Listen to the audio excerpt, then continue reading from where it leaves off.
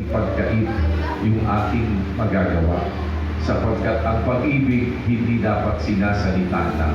Kaya nga po ang sabi dun sa 3:27 ng Kawikaan, huwag mong ikait ang mabuti sa kinauukulan pagka nasa kapangyarihan ng iyong kamay na ito ay gawin.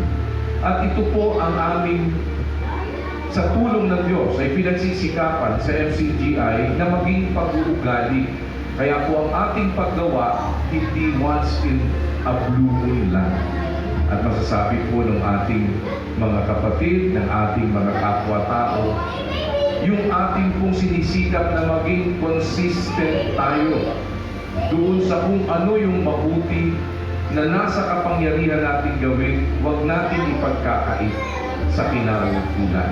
Bilang mga lingkod ng Diyos na ibig na maging kasangkapan ng Panginoon, makarating ang kanyang kabutihan sa ating mga kapwa-tao. This is what we offer.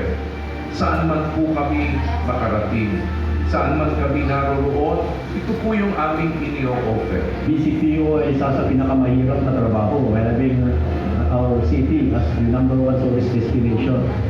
At we are putting that to the limit. At yun na, I'm very thankful for this initiative na may mga organization, mga groups na tulad ng MCGI at PLTV na nakikita rin yung pangangailangan ng mga kapulisan natin. Maraming salamat. Nabigyan kami ng tsansa na matulungan ng MCGI. Papasalamat po kami sa pagbibigay tulong ng MCGI sa mga dependents ng mga personnel natin na pag-observan. Napakasarap na pakinggan.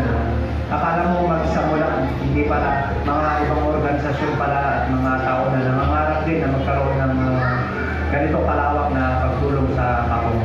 Kami po ay taus-pusong nagpapasalamat. Unang-una po sa ating Panginoon, salamat sa Diyos. Yan po ang aking natutunan sa MCGI. Sa tuloy-tuloy na pagbibigay po nyo ng serbisyo sa siyudad ng Baguio sa amin pong mga residente, lalo-lalo po sa mga nangangailangan. Isa lang po masasabi ko sa mga miyembro ng MCGI, napaka-sincere po nila, napakasipag nila, at higit sa lahat, mapagkumbaba.